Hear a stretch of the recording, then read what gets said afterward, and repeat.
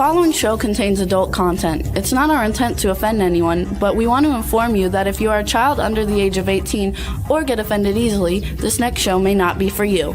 The content, opinions, and subject matter of these shows are solely the choice of your show hosts and their guests, and not those of the Entertainment Network or any affiliated stations.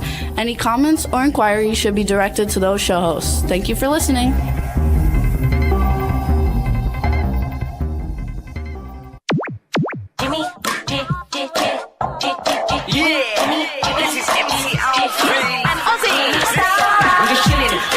Sitting down and designing, where every man in thinking, what are we gonna be wearing? Yo, I'm a Liverpool MC, you can't test me. Big up the girls inside the party. Let's get down to crazy Jimmy. Big up myself and known as Alfie, the one and only, the Turkish MC. Always love the clothes of Jimmy. Bitch, I'm your wanna be. Jimmy Star, new celebrity. We'll take you out to Jimmy Star's. Hey ho, what's up everybody? Welcome to the Jimmy Star Show with Ron Russell, bringing you the good times in music, fashion, pop culture, and entertainment. We got a great show for you guys today. Before we get started with anything, let's first say hi to our cool, outrageous man about town, Mr. Ron Russell. Hello. Now, if we don't kill this little fucking gnat, we have a gnat. You know what a gnat is? It's smaller than a fly. It's a little teeny thing. And it loves to go in your eyes and eat the phlegm or whatever is around your eyes. It is the most annoying thing in the world, these little gnats. And they get into the screen because they're so small, they fit through the holes. Whoop, when they come in. And anyway, so, you know, I'm not watching my phone anymore because I go on that. What is it I go on? Instagram. It's bullshit. I have this thing about eye mites. I mean, mites, bugs that live around your eyes. And they say you've got not bed bugs, but you've got mites in your bed, dust mites. I mean, what are they trying to do? Scare people to death? What happened to entertainment when we used to have people make us laugh and have a good time? Now, everything is like, you know, you got to get these pills. You go $600 for the box of antibiotics and all kinds of pills. Yeah, but they don't tell you they only last a year. So if you don't have any of those illnesses and have to use those pills, you've just wasted $600 for the year. So I say to them, fuck you, because you're thieves. You're legal thieves and you're getting away with it. And I hate those commercials. And the one that I really am disappointed in is Dr. Pinzik, whatever his name is. Pinzik? No, Drew Pins, Dr. Drew. It's Dr. Drew. Dr. Drew. He's another phony peddling that bullshit. And I'm surprised at him. You know, they're so greedy for money. Anyway. Plus, Ron watches those videos and now he won't eat at about 90% of the restaurants in the world. No, because I agree with them. All these steakhouses like Sizzler and the Cowboy one, the meat's not real. The meat is some kind of fake shit that they make look like meat. Steak is gone with the wind. I know California, a very good friend of mine who's a chef in a restaurant, one of the better restaurants in Beverly Hills, he said to me that the meat that California gets is third rate. They ship all the good beef out to other parts of the country. I don't know how true that is, but I've eaten some steak that you can have because it's like a friggin' rubber ball. You could have bounced it off the wall 30 times. Anyway, so you guys, so much complaining. What can I tell you? That's life. So you guys, we had a great dinner. We went out with BJ and Shelly Messick on Thursday night to an Italian restaurant here. It was great to see them. People who watch the show regularly know BJ. He produces all kinds of great movies, and we met him on a movie red carpet premiere actually many years ago. And he comes here for business every year around the same time, and we go to dinner with him and his wife. She's lovely. She looks like, who does she look like? Julianne Moore. I mean, I felt like I was having dinner with Julianne Moore. It was nice. But I love Shelley. She's a sweetheart. Yeah, she's just fabulous. These people are different from me. You know, I'm from Brooklyn, and people from Brooklyn are very special because we have our own way of living, speaking, and we have our own laws, you know, the laws that we have among each other. They come from Washington State, where everybody's just Americana, you know, very white bread. You couldn't get any more white bread than that. And it's interesting when the two cultures get together, because she looks at me when I speak like I'm like George Raff or something. And I look at her when she speaks like she's Katharine Hepburn. So it's, you know, it's really interesting how the United States is divided, not necessarily in color, like they like to always keep busting our balls with, but just we're divided with the accents and ways of living. They don't understand my tradition, you know. They're okay with their kids leaving at 18 and never coming back. Me, I'm in mourning yet because my daughter's moved to Pennsylvania. Dog, must you? And I'm in mourning still because the Italians, we don't like our kids to move away. We like to all stay in the same neighborhood. But times are different. Years ago, you had your mother, your father, your grandmother, your grandfather, your aunt, your uncle, your cousins, all on the same block. So it was nice. It was family, but not any longer. But I'm getting used to it because, you know, I'm 86 soon. And, you know, how much longer can I wait before I become an American? So you guys, Astro says hi to everybody. Hi, Astro. Astro's good. We want to say Goddess is in the chat room. Hey, Goddess, welcome. Good to see you. Cindy's in the chat room. Ambitious Builds is in the chat room. So, Goddess, where have you been? I mean, did they kidnap you and you like was a white slave and they had you in some room banging a bunch of people? I mean, you were gone for so long. Now she's back pretty regular, so that's I nice. know that. I'm so happy because We're happy to see you, Goddess. Goddess is one of our oldest people. We named her Goddess. Her name is not Goddess, but we named her Goddess because she's a goddess. And now she uses that as a handle. Yeah, and she uses it. But she's a goddess. You guys, she's from back when we very first started doing television, where we first started video. We lived in Pennsylvania. We're talking, you know, a good, probably what, 10 or 12 years ago. Yeah, maybe more. She says she disappeared because she had to move to take care of her parents. Well, that's a good thing. That's a good See, good now reason. I have this thing about eye mites.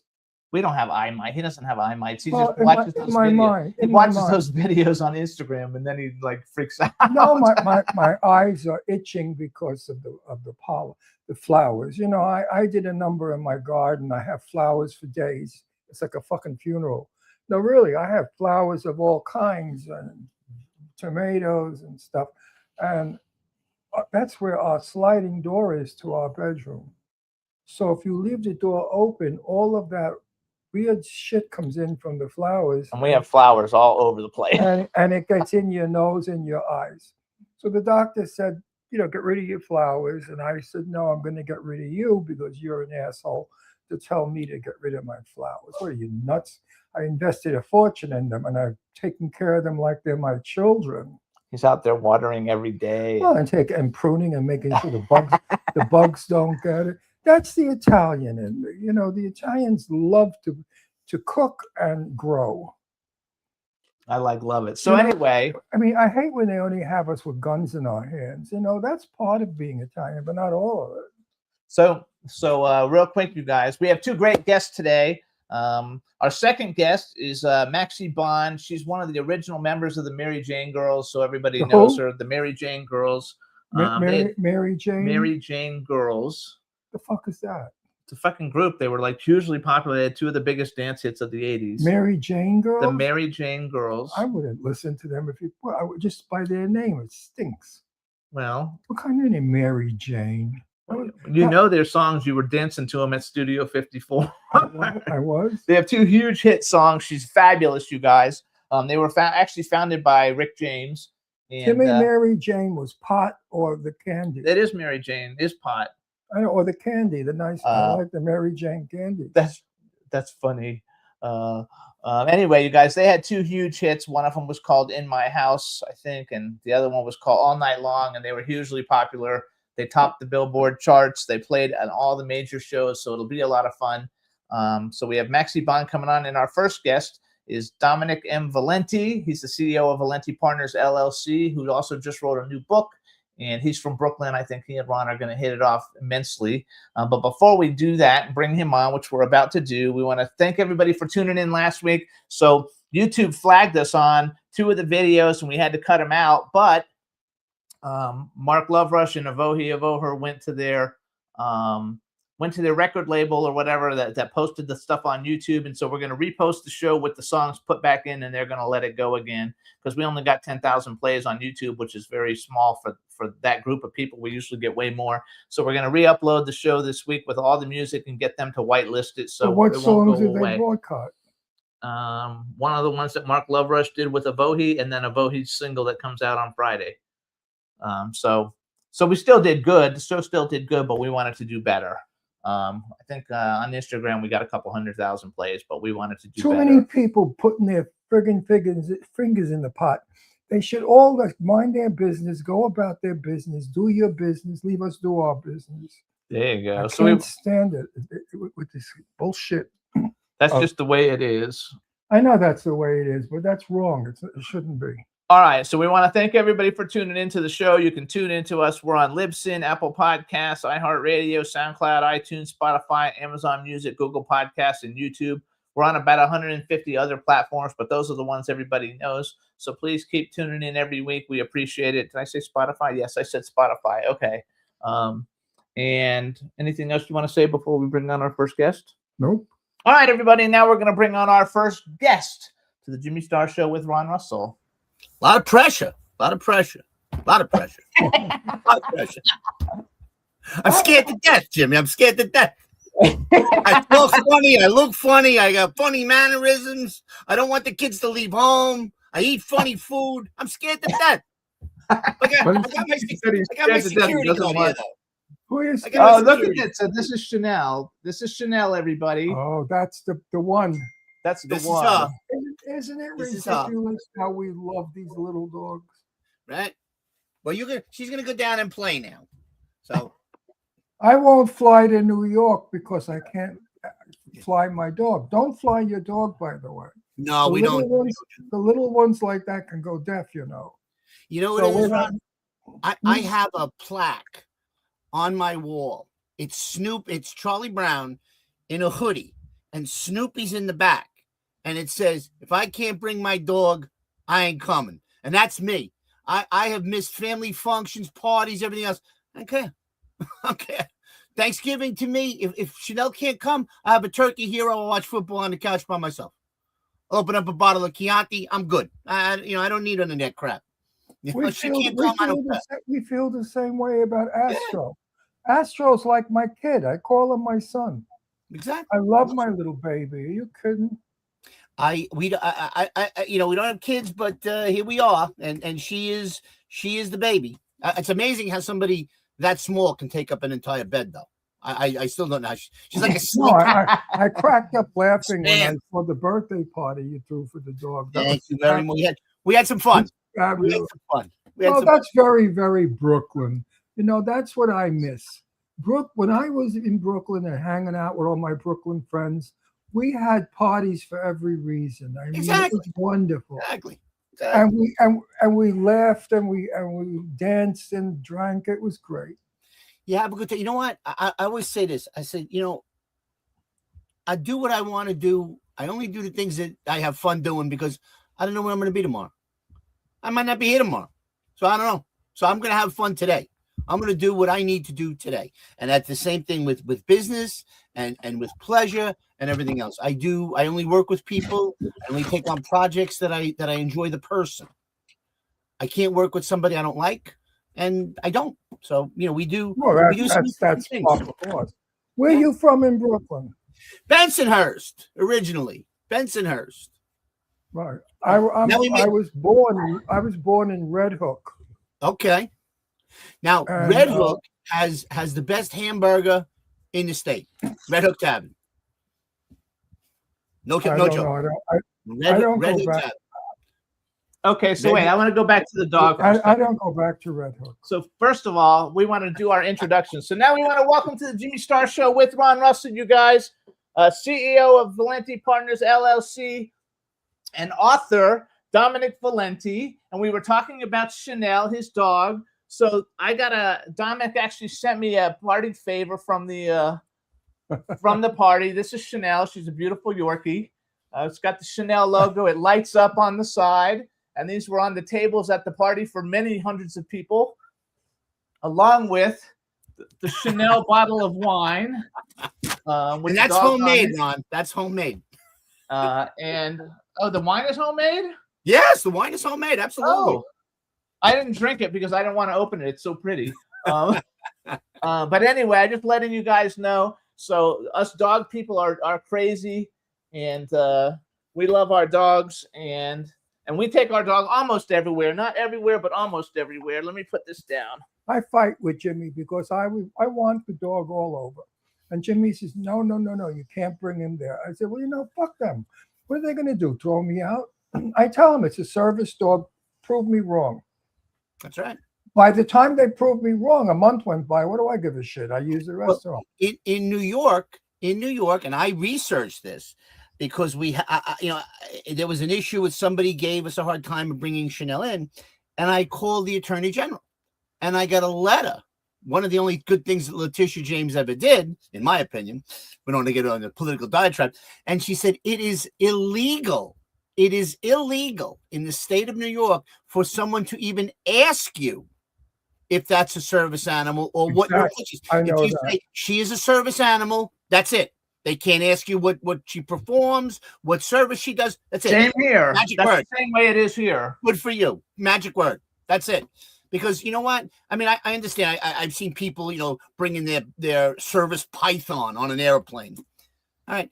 She's 3.5 pounds, 4 pounds tops. So Astro's Doesn't bother 7. anybody. Astros, Astro's 7, but the problem is, like, if you take him to a restaurant, he won't sit still. He wants to jump up on the table and he wants no. food. He doesn't want. He behaves beautifully. He wants to eat. You're the neurotic one because you're the one that don't move, step, sit. If you leave him alone, he sits on the table and eats, On the table. and eats with me. I give him a little food. Ronnie, it wouldn't bother me if he was sitting on the table. I don't care what he does. He's a good guy. But some people get upset and everything else. And Well, after I'm through with the table, if they would get somebody to sterilize or clean it like they're supposed to, we have no problem. But they don't clean restaurants. We've never had filthier restaurants in the history of America than now. And the creatures that work in them with their long jet black hair down to their ass, I've had more hair in my food than ever in my life. It's disgusting. It's really, they have to wear hair nets. If they're going to work in the kitchen, It's a killer. All right. We ate it. I hate, like, you go back to 13th Avenue and there's a couple of restaurants that I like. And the staff is all changed. It used to be nice Italian boys or girls. Now it's all Hispanic people. And I don't know what the fuck they're doing in an Italian restaurant in Brooklyn. I mean, they're really out of bounds. We don't have any Italian people working in the Italian restaurants No here. more. we have a Chinese restaurant in our neighborhood that's owned and operated by Mexicans. And the food is actually pretty good. I just can't get over the fact that I'm ordering mugu gai pan and egg foo young from a guy named Julio. I just No, that's the same way it is doesn't here. register with me. We have to drive 40 minutes to get to a good Chinese restaurant. There's 3 good Chinese restaurants, but they're all in different And towns. they're not even really good. They're kind of like, They're not okay. like New York Okay. Chinese. what the best of happens, what you what got. happens now is where we live, the Coachella Valley is like 80% Mexican now. It's like totally, they live here, they serve, they work, it's totally a Mexican place. And they put jalapeno in everything. And I don't understand how I have to order Chinese food and say, is there jalapeno in it? And they say, yes. Italian food, jalapeno, yes. They even have jalapeno ice cream. Yeah, we have jalapeno ice cream, jalapeno everything in the grocery store. Everything's So jalapeno. eating And we can't eat it at all. unless you like your stomach on fire. Not me. Me neither. Not me either. So We also have to anyway. tell them not to put it in there, which is funny. Well, Right. I hope Ben and Jerry's isn't listening and they didn't get any ideas because I'm a big Ben and Jerry's guy and I don't want to have Ben Ben and Jerry's putting jalapeno in anything I'm eating. So That's right. no, Ron no likes thank to call the Chinese food in New York, though. He calls it Jewanese food, and it's so much better. He's like, the Chinese food is so much better on the East Coast than it is. Oh, And it's even in the great. chat room, they're saying that. No, in New York, you go to a Jewish neighborhood, you got the best Chinese there is. You kidding? Ron, best I'm going to tell you. pizza. I'm going to tell you a crazy story. All right. I have a number of attorneys, investment banking, hopefully I have a bunch of attorneys. One of my attorneys said to me, it was a Sunday afternoon. He says, listen, I'm going to pick you up.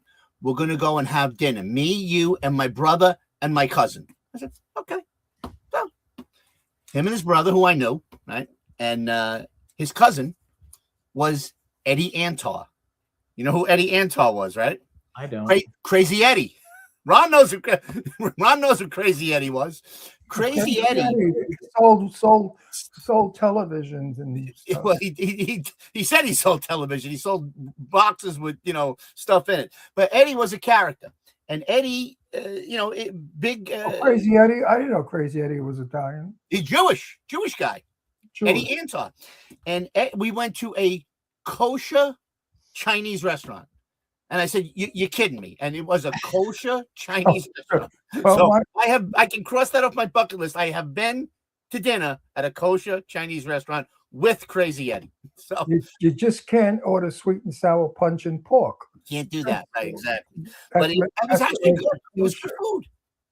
It was good food, and all the waiters were Chinese, but they were all Jewish. And they're all kosher Jews. They're Chinese guys with the yarmulke on, and it was great. It was people funny don't at understand the beginning, that. but it was very good. Food was great. People don't understand that Jewish is a religion, not a nationality. Not a nationality. Exactly. Oh, yeah. Exactly. Anyway, we're moving back to Florida. We're moving back to Boca I heard. because heard. this California is for the birds. You can have it. Our gasoline now is almost $8 a gallon. I follow that every day. I mean, could you believe that bullshit? What is this Newsom moron, asshole, faggot doing? I mean, I really No politics. That's not politics. I was talking about No, that's gas. just an opinion. So you know how much it costs for me to get I don't know how much it costs in New York to get a car registered. You have a driver, so you probably don't even have to pay it. But in Florida, it was like $50 or something to get your car Something registration. like that. Yeah. I had to pay $850 for mine here in California. And Ron's car is an antique classic car, and his is like almost $500, for a car that's 20 something years old. For the privilege of owning a nice piece of Car. a nice something. Well, that you earned in- I fell in love with this car when I bought it in '04. It's an Audi TT Roadster, bright yellow convertible, Mhm. and it's a beauty. I mean, it's really, and I love it. And Jimmy keeps telling me, Ron, you can put so much money in it. Get a new car. I said, Jimmy, the car that I want that's new is going to cost at least $120,000 or more. Okay, even if you put it on time payments, it comes out to a lot of money a month. Sure. My car is free. You pay I for own it outright. It costs me nothing. So if I have to put parts in it, it's okay. It's still cheaper than a Bentley. He loves or- his car. I would like a Bentley convertible. Who wouldn't? But, a Bentley convertible that's a girl's car. But I like my Audi. It's a rough and tough car. Looks like a spaceship. That's why I like fun. it. So let's go to Dominic. Did you ever miss Brooklyn? I'm in Brooklyn. You live in Brooklyn. Yeah, I'm still in you're Brooklyn. Still in Brooklyn. Well, we have a home in the city, and I still have the house that I grew up in. So we're back and forth. I have an office in Brooklyn. My home office is in Brooklyn. I have one on Avenue of the Americas, one on 14 Wall, and I have an office if I'm in Brooklyn, I stay in Brooklyn. I can do some work, and I'll stay there for a couple of days and enjoy it. I have a house out in the Hamptons. We go out there, relax. But the Hamptons are very similar to California because it's where I live is Sag Harbor, and that's the older folks like me. We love Sag Harbor. There used to be the best Oh, it's little great. hamburger joint right there, but it closed. But it was like the best little hamburger joint ever. We don't have to go, with the, Sag Harbor is not where the college kids get 30 kids, rent the house for 2 months, and trash the place. Right. Sag Harbor is all people our age and older, and they don't worry about how much money I have because no matter how much I have, they have more than me. So I'm Right. thrilled. And things in Brooklyn have gone up way back Crazy. 40, 50 years ago. My friends in Brooklyn said, Ron, you and your wife move back to Brooklyn. You know, what are you doing out on Long Island? I said, it's okay. So we went house looking in Mill Basin. On the water, a canal, a lovely brick house, and I think they wanted 300 or 250. And I said, yeah, that's a lot of money. You got to be kidding. Know what it's worth now, right? About 3 million. 3 million. So put another zero at the bottom of it. That's what it's worth. Yeah, So, you know, couple zeros, but many I zeros. liked it because we used to go to the Mill Basin boatyard, Right. and all the boats would be lined up one after another. And I would go from boat to boat to boat, eat and drink here. By the time I got to the 4th or 5th boat, I was bombed and so full of food. But I miss those days. I don't have that kind of life anymore. I live a very crappy life now. Ah, Yeah, it's not good. That's why I want to get back to Boca, because all my Brooklyn friends now live in Boca. well, I'll tell you this. I am a 4th degree knight in the Knights of Columbus. And we have a big house, a big, council in Sheepshead Bay, Baron DeKalb. And you go out there, they have a kitchen, great chef, nice bar. You sit out on the patio, you have your lunch, you watch the boats, you're on the water, you smell the water, you get the water, you get the feeling of the water on your skin. Can't beat it. Can't beat it. And it's all folks like us. It's all No, I folks love like Oh, yeah. Well, that area stayed. Sure. You see, the Italians kept it that way. They scared everybody. They said, if you move in here and you're the wrong color, not or gonna the like wrong nationality, you're going to kill you. it. Like Well, they kept them out of the neighborhood. It's a very, very racist and prejudiced neighborhood. So let's go to Dominic a little bit, you guys. So Dominic, you guys, like I said, he's the CEO of Valenti Partners. He's born in Brooklyn. He had Italian immigrant parents. He was a baseball stud. He was a pitcher, you guys. catcher, as a catcher. Oh, you were a pitcher. As a catcher, yeah, I was a catcher. You know what? One of your interviews I read online said you were a pitcher. Sorry. Yeah, well, they get it wrong. I'm only 5'9", so Okay, so he's a great pitcher, you guys. He had a setback in high school. He was at a great school. He had contracted leukemia, and he survived and went on to play baseball for St. John's University, which is a fucking great school, by the way. Yeah. And then he got out of school and got onto Wall Street and kicked ass ever since. pretty much. Well, it's good talking to you guys. Thanks. You got it all covered. So he's did you go to Columbia at any time? 'Cause some I people have- did Columbia. I have I like to say I have 3 master's degrees. One Okay. from Columbia, Uh-huh. one from NYU, Uh-huh. and one from UCLA. Okay. University of the corner of Lexington Avenue. Because Yes. I learned just as much on the street corner growing up and in life as I did in the classroom. That's what he And, would and tell that's you, what the too. book is all about, really. I mean, I still go back to Columbia every year and NYU, and I'm asked, give a talk to the grad school kids. Now, when I went to graduate school, I'll be 65 in June. So now that's where you're supposed to say you don't look it. You look like you're still 35. You Yeah. still look like You you're missed- 35. You missed it. I No, don't, you didn't give us enough time. no, I don't say that because I don't like it when it's said to me, gee, you don't look 86. You Yeah. look great for your age. What the Yeah, fuck am I thanks. supposed to look like? Look like me, right? I always get a kick out of on your birthday. Do you feel another year older? No, I feel a day older. I'm not a year older. I'm a day older. Yesterday, I'm a day older. Common sense. But I always say, I go back to the school and I'll talk. Now, when I went to graduate school, I was on Wall Street already. I was at Ladenburg Thalmann. And their deal was, and most companies were, if you went to graduate school, you would pay for your tuition. And if you got a B average, they would reimburse you your tuition fees. So that was great. You're going to pay for my education. Beautiful. So I go back now and I see, and I was in class and there was 25 people in the class. 24 of them were white men between 30 and 50.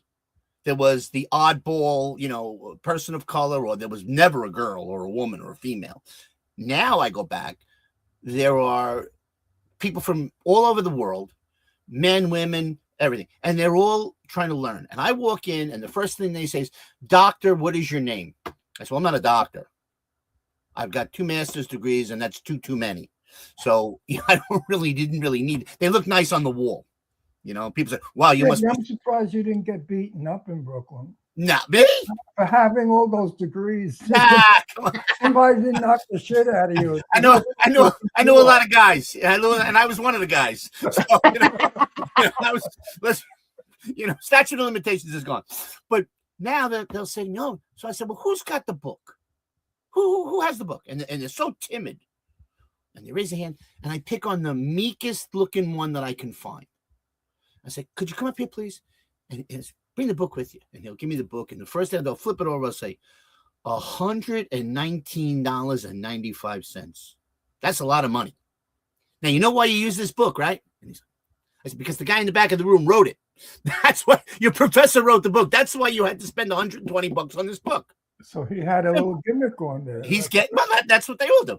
So I said, but this is a great book, and you should keep this for the rest of your life. And they get all excited. I said, no, I'm serious. I'm not joking now, guys, really. Because one day you're gonna have a house of your own or an apartment, and you're gonna have a table with a wobbly leg, and you can do this with the book. You shove it under that leg, and the table won't wobble anymore. Or you have a window that won't close. Will stay open. So you chalk it under there like that, and you close the window, and it'll stay open. Because this book is useless. And the professor now is steaming. And I said, well, let me ask you a question.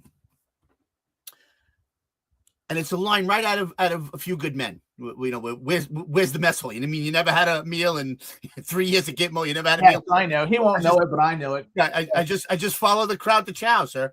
But I said, look, what are you going to do? Open up the book to the page where you're sitting in a meeting and you're representing your client who's selling his company for $35 million to a Fortune 100 company. And before the meeting starts, he whispers in your ear, I need to speak to you because the numbers I gave you aren't accurate. Uh-oh. You take him outside, and I say, and I'm assuming that you overstated them. You didn't understate them, right? Oh, no, I overstated them. So, in other words, you cooked the books. See, Bensonhurst, we call it cooking the books. We didn't overstate anything. We cooked the books. We lied. That's what you did. Lied. That's what you did. You lied. You either told the truth or you lied. So now I have to, what do? You cancel the meeting or you just let it ride? Now, if you let it ride, I'm going to make $3.5 million on this deal. 10%. What would you do? And they were what's best for me, I would do. They also think, I said, raise your hand. Don't be afraid. I'm not going to grade you. I would keep my mouth shut and keep the money. I said, and that's the first mistake, and that'd be the last mistake you ever make, because Wall Street, you guys think Wall Street's a big place? Not a big place. I know everybody, and everybody knows me. And what is said about me over 42 years is very simple. He is a pain in the keister to deal with. He is arrogant. He tells you exactly what he thinks. If he doesn't like you, he's going to tell you. Sounds like me. He's just like but it's Brooklyn. He tells the truth. And if he says he's going to do something, he does it.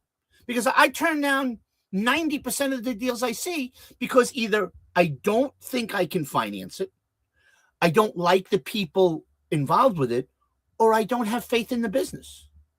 And I'm not going to turn around and take on that project because, unlike most, I don't take money up front.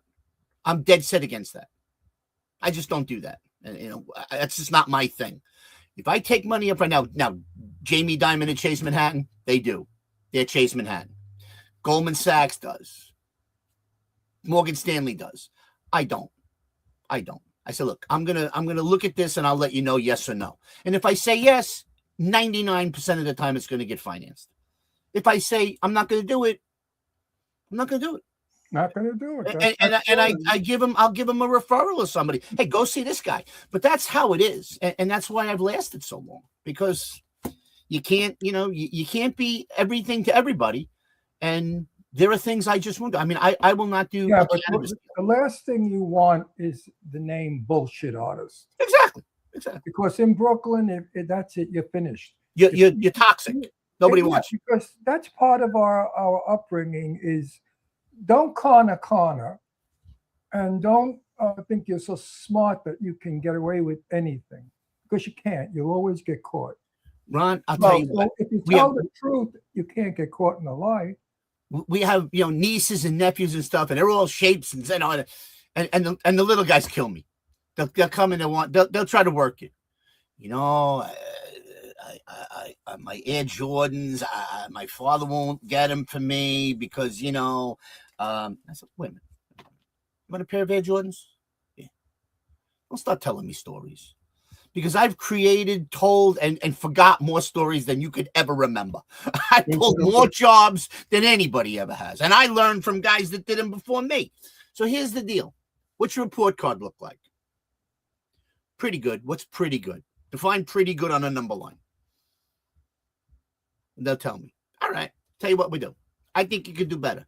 I see your next report card, and if you have a little improvement, you get whatever you want. You don't That's have nice. any improvement, you stuck. That's it.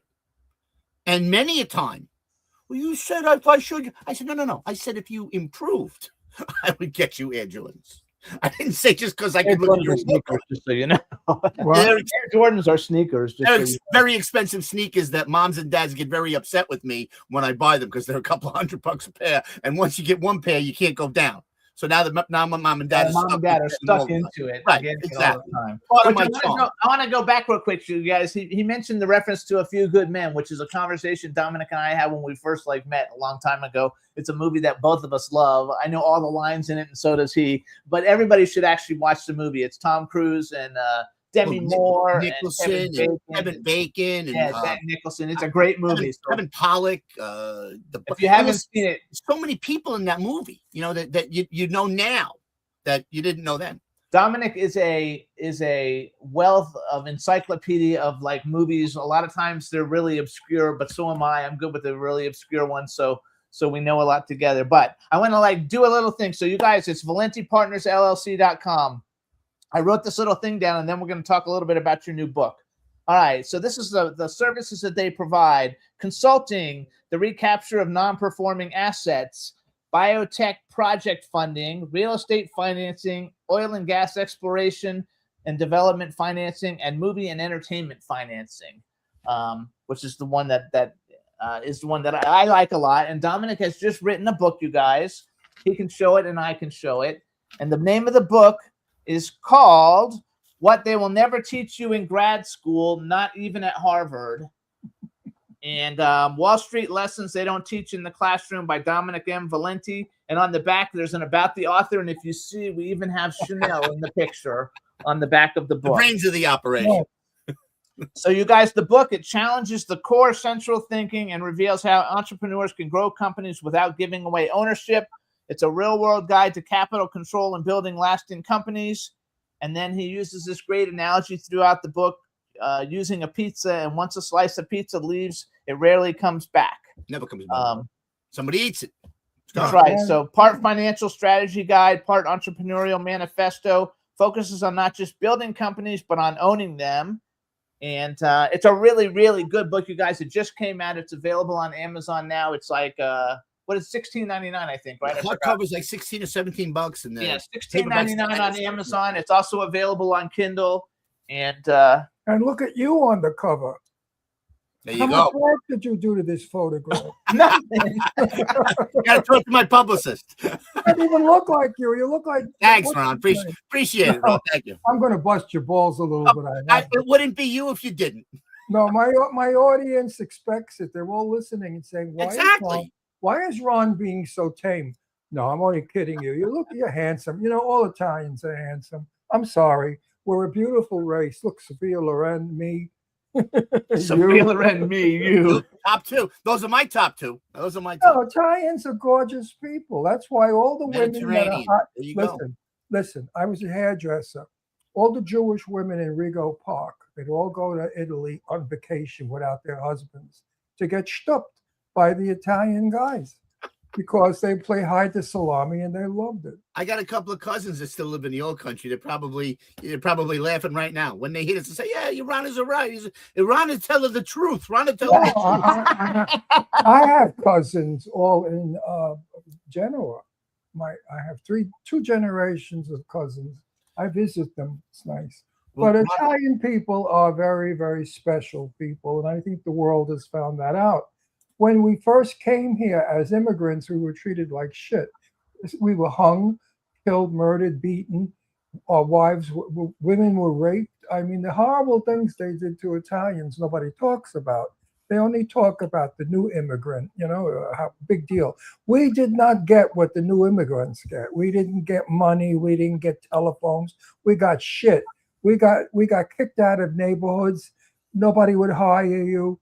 I remember, my grandfather, he had to go to La Mano Nero, the Black Hand, Mhm. who was the beginning of the mafia in That's why Italy. it started. And my uncle was Vincenzo Vincenzani, who had all the tablecloths and napkins in the restaurant business. And if you didn't use him, they blew up your restaurant. They really did. They blew it up. And that's what the Italians had to do to survive. They had to become the rough and tough people. But there's no such thing as the mafia, and we know that. That's the a mafia, rumor. Ron, I'm the going to tell mafia you. is Hollywood. Hollywood made the mafia. I'm going to tell you a story about Italian family, and this I can tell you because this happened to me. I was born and raised. I lived in a 3-family house. My mom's parents on the top floor, my dad's parents on the second floor, and us on the first floor. I was adopted, and my parents were in their late 30s, early 40s. So now an Italian kid adopted by a family who has no children. Every time I dirtied my diaper, it went right to the Smithsonian. It was a work of art. This was the greatest thing. I never cried. I was the perfect child. Right? I was too. I was adopted also. Well, there you go. It's a lot of synergy there. So I'm playing. Now here we are. We fast forward. I go to a very, very prestigious school, high school, Catholic school, and I'm gonna play ball. So I don't want to go, but I'm going for a scholarship, and they're paying everything. And my mother and father aren't. You're going. All right. I got no say in the matter. No, you got no say in the matter. You go. Okay. So we have our seasons over. I was going into after my sophomore year of high school, and we'd always have to have a physical after the season because they wanted to make sure you didn't have anything wrong. That you were going to go home for the summer. There was no problem. And back then, it sounds crazy now. You're in high school. You still went to the local pediatrician until you got out of high school. I mean, you were still a kid. So my pediatrician says, I want you to go see a specialist, and he gives me the name, and it says underneath oncologist. What the hell is an oncologist? So I go, and these are the guys, Ron. I go see Freddie Cuccinello and Joey Montemarano. My left hand, my right hand. What the hell's an oncologist? I don't know. You're the smartest one of us. What the hell do we know? So you have to go to the Encyclopedia Britannica because there was no internet or computer. Right. And Right. I'm looking, right? So I find it. Cancer doctor. Well, that can't be. I got shit to do. Excuse me. I got to go play for the Yankees. I got to get a Corvette. I got my skin to clear up. I got to get a hot girlfriend. I got crap to do. Well, I can't be bothered with this nonsense. So we go to the doctor. And the doctor comes in, nice guy. I felt terrible for him. My mom is sitting on my left-hand side. My dad is sitting on my right-hand side. Neither one of them spoke much English. So the doctor's explaining that I have leukemia. And about maybe 5 minutes into the explanation, I think my mom got it first. And she starts yelling at my father through my ear to him. Basically, what did your family do to my baby? My father says, I don't care. You're from Sicily. Don't blame me. And she says, well, you're from Tirreno. You're with the mountain goats. You sneak over the border. You're mixing with everybody. And they're going at it. I thought it was going to be like Ali Frazier. Doctor says to me, Dominic, what's happening? I said, they're trying to figure out where I came from, what side of the family. He goes, well, you have to explain to them that. I said, bro, relax. I was adopted.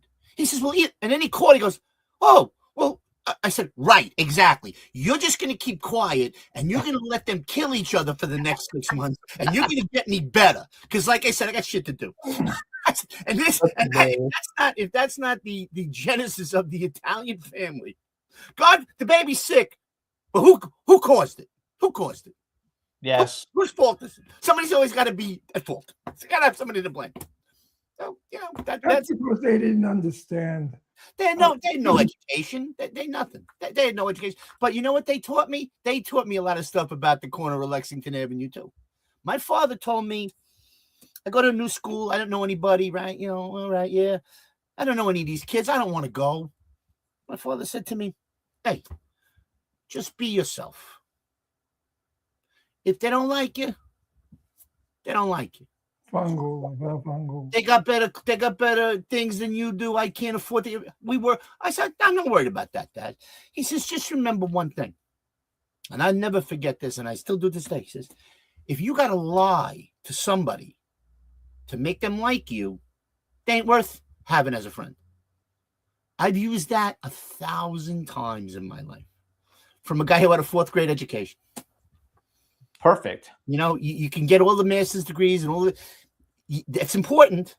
I'm not going to belittle education, but you learn from everybody. You can learn something every day from somebody. And it's true. It really is. I love it. So go back to the book real quick. I just want to get it out there. I just sent a picture of it to somebody who's listening. Thank you. The book, what they will never teach you in grad school, not even at Harvard. Wall Street lessons they don't teach in the classroom. So give us your little plug on the book. The reason why I wrote the book is because people will come to me, and people say, investment banker. I'm not a stockbroker. I'm not a trader. I don't do any of that. I finance companies. I raise capital for companies, whether they're a startup company, a concept, or they're an existing company that has hit the skids or whatever. So that's what I do. And I get investors to put money in. And I always tell everybody, do not give up equity in your company. And they're so conditioned. They watch Shark Tank. And you watch, Kevin O'Leary. Oh, I'll do this, but I want 25%. And they all do the same thing. That's totally wrong for the company.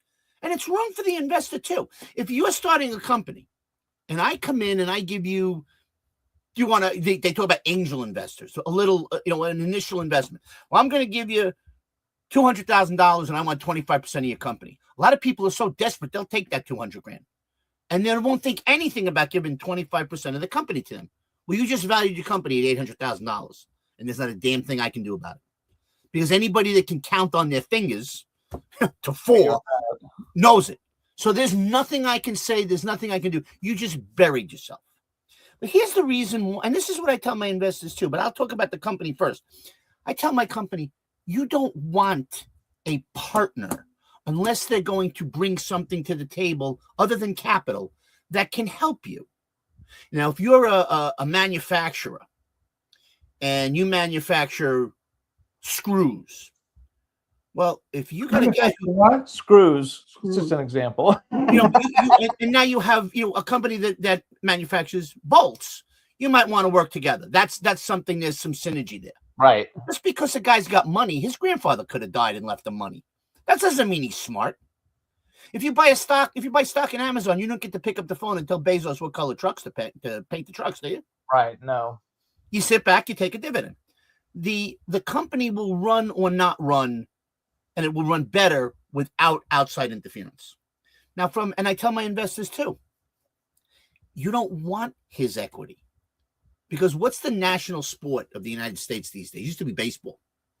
Now it's lawsuits. My favorite. The national sport of the United States used to be baseball. Now it's lawsuits. The lady gets her coffee at McDonald's, right? Puts it between her legs, hits the speed bump, burns herself, and she got like a $15 million settlement. Yeah. Whoever was on that jury has got to be the 12 dumbest people in the whole world. And the judge should have been disbarred for saying, wait a minute. I heard what you said, but I'm overriding you because that's ridiculous. If God wanted you to put your coffee between your thighs, that's where he would have put your hands. Okay. Yep. So that's just dumb. But just because people have money doesn't mean that they can contribute. And what happens if the company gets sued and you own 20% of the company? Guess what? You're sued too. You had nothing to do with it. You can't defend yourself. Now it costs you $200,000 to get out of it, and you never get that money back either. There's your slice of pizza. So you just want to make the investment into a company that you think is solid, And that's why I'm there, because you're going to take my opinion. You're going to take my expertise as an investor, and you're going to take my expertise and my opinion as a company, and you're going to listen to me. And if you listen to me, you'll be successful. I love it. And I, Well, and you I, gotta get his Wait, book, you guys. what do you feel about the new mayor? Because my friends own buildings. No, my friends own buildings in Bensonhurst, Mill Basin, whatever. And now they were informed they're going to double their taxes on the buildings. and freeze the rent. Yeah. So he's So- going to have a higher tax bill and no income. So what's going to happen? The shit's gonna What's fall going to apart. happen? Somebody's going to get a gun and shoot him. Well, we hope not, but see, and I say this, and this is a little different than most people. Shame on the people of New York for voting for this idiot. Absolutely. Shame on the people of California for voting Nancy Pelosi and Gavin Newsom and what's that, Maxine Waters and the rest of those clowns you guys have out there. Shame on the people of New York for voting for Andrew Cuomo because his father was a good man. Right. We got what we deserved. We got what we You know deserved. what? But nobody running was decent anyway. No matter who you voted for, you got a piece of shit in office. But you can have the lesser of the two. Well, that's Yes. that's a horrible way of looking at I'll it. give you an example. We live next door to each other. It's election day. We pull out into the driveway. We're home from work.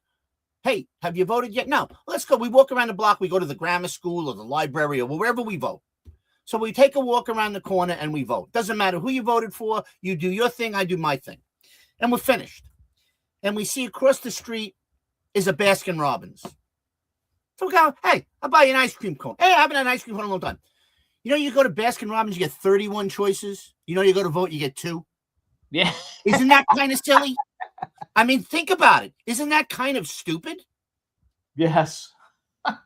Nobody thinks in this country anymore. Nobody thinks. No, I don't think that's the problem. The problem is I'll be 86 years old soon, okay? I can go way back to 1945. 1945, America was basically a white country. Everybody was European. Black people came here, brown people came here, yellow people came here, but in small groups. Now we have the greatest majority of Hispanic people that's ever been in America. They're gaining momentum in office. They're becoming political. They're becoming educated. And they're thinking their way. And their way is a communist way because that's what their country taught them. There's that fucking little gnat. This is why they voted. You think the white people voted for that guy? All the Jewish people voted for him. Jewish people are a little demented because I have a lot of Jewish friends. All of them? No. And they said that we don't want the war in Israel because we are Jewish. We're not Israelis. And they feel separate from Israelis, so therefore they don't like the war. So what's happened is the majority of the people in New York City are Hispanic, Black, and some white that move to Long Island, they move to Florida, they move all over the fucking place. So you don't have the voting power that you had in 1945, nor do you have the political love of America as we had in 45 when the war was over. We fought very hard. We sacrificed terribly in that war, and we love our country. Young people today, they think being communist is cool because I don't have to work. I don't have to buy it. They're going to give it to me free. Yeah, your ass is itchy if you think that, baby, because that ain't going to Well, happen. that's what's happening, though. But That's here, let me give you morons. Okay, go ahead. 2 rebuttals to that. And I know this because I know the people intimately. There's a gentleman by the name of John Katzimatidis. John Katzimatidis came from Greece as a boy, poor. Worked in a grocery store that you know very well, Ron, Gristedes. Oh, yeah, Mercedes. Grew up and wound up buying the company.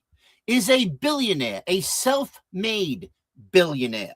Good for him. Worked like a mule to support his family and to give himself and his family a great life. Now, John owns WABC radio in New York, #1 radio station. John's a friend of mine. I know John, lovely guy. Ran for mayor. He's, you know, he didn't win. He doesn't look the part. Bright man, doesn't look the part. So now he's got a guy named Curtis Sliwa, who started the Guardian Angels. Yeah, we know who he is. Oh, we don't know him, but we know who he is. Well, I know him very well. I'll send you a picture of me and him at parties. He's a he had his sister kidnapped for publicity. How's that? Bless you. How's that for a good guy? Had his sister kidnapped. Also claimed that John Gotti had him shot, or John Gotti Jr. had him shot, but then went to a family wedding of the Gottis. Now, if that family shot me, I'd be damned if I go to any of their social events. Unless I came with, you know, a bunch of Marines with, you know, with AK-47, whatever they got, and did some deal. I love it. So he's a fraud. Now, he was asked by Katsamatidis and everybody else, step out of the race.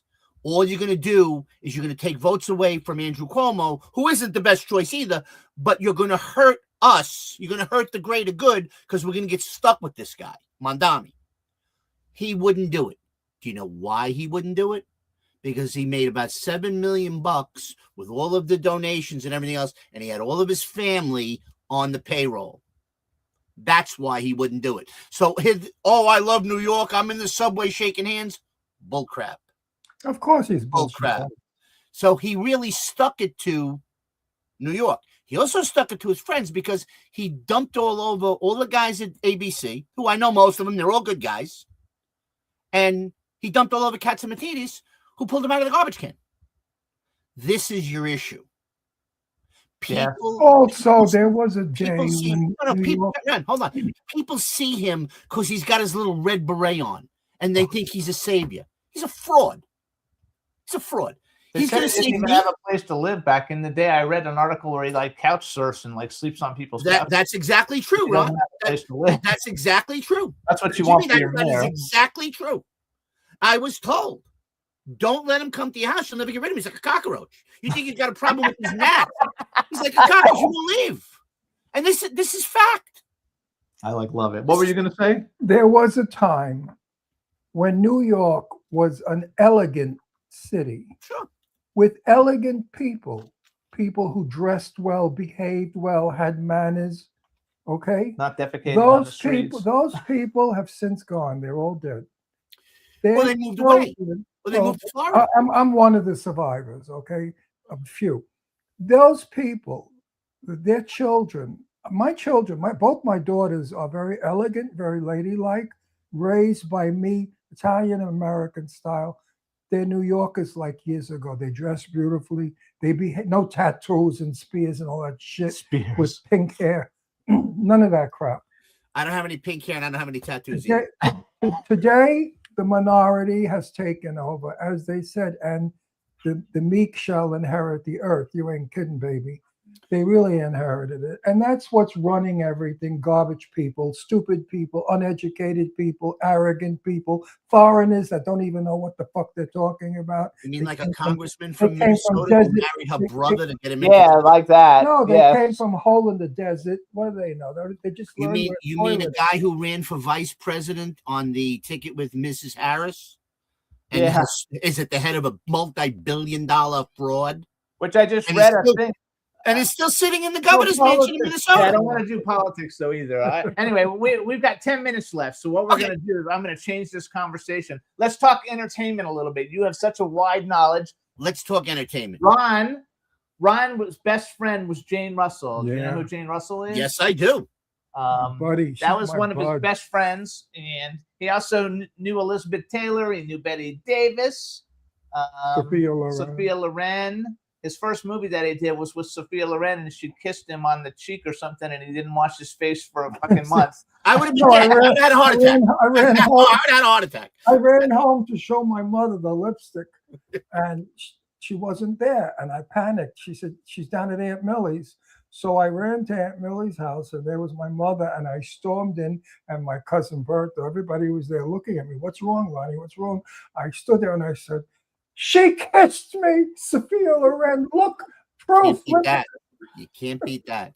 See, I am of the day where I don't I don't understand. I've said this to you, Jim. You know, personally, we talk all the time.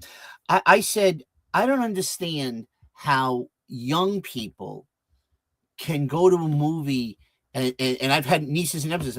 Oh, we saw this new movie. Yeah, what? Charlie's Angels. What? What? I used to watch that when I was in high school, junior high school. I had a poster of Farrah Fawcett on my wall that my mother was very mad about because it showed a little too much. Yeah, the one that showed the Farrah nipples. Fawcett. I had Yes, that poster too. Everybody did. Everybody did. But this is not a new movie. This is 50 years old. They just celebrated the 50th anniversary of Charlie's Angels this He's in a bunch year. of episodes. No, I'm not in a bunch. I'm in one. Oh, he's in an episode of Charlie's and Angels. Farrah Fawcett was probably the shyest woman I've ever met and the most unassuming woman. She was very, very much a hick, a real farmer, I recall her. The one I liked a lot was Jacqueline. Jacqueline was Smith. lovely. Jacqueline Smith. Still going. Still Still going. going. Yep. Yeah, Still looks she was beautiful. she was very kind to me and nice. The girls were nice. I love Charlie's Angels. I hadn't figured out I was a homo back then, so I had that poster on the wall, and I thought she was beautiful. But I mean, this is a Hollywood question for you guys. You guys know more than me. You guys forgot more about a woman. Can't you come up with something new? Like No. Bunny Man? There you go, right? That's right. you Legend of the go. Bunny Man is new. Well, remakes, as far as I'm concerned, stink. That's what I Because mean. they try to capitalize on the success of the first movie. Somebody else. Right. But it doesn't happen because the second is always just a second. So I never watch them. I don't care who's in them. Even if my best friend, which some of our best friends are in them, I watch them for a minute just so I could say to them, yeah, I saw your movie. I just don't understand. I have kind of maybe a skewed view. To me, making a movie is an art. It's like painting a picture. It's like sculpting a piece of clay. There's a product that's finished. And it's not, it takes a very special individual or group of individuals to make something of value. You can't just throw enough crap up against the wall and hope it sticks. It's just but they do. Well, that's it. It's just like my business. Well, I have this thing. I need $20 million. Why? Well, I'm going to open up a commercial bakery. Why? Well, my grandmother had a great chocolate chip cookie recipe. Yeah. Now I'm looking for my cousin Vito, who's got who's got a heater, and I'm going to blow my brains out. How did you get in my office? First of all, and second of all, what are you talking about? You know, it's crazy, but people think like that. I have a whole crew of doctors that are great clients, and every year, like clockwork, we're going to open up a restaurant. The only thing you know about opening up about restaurants is how to order dinner. No, we can do it. Yeah. Where are you going to get your staff? Where are you going to get your silverware?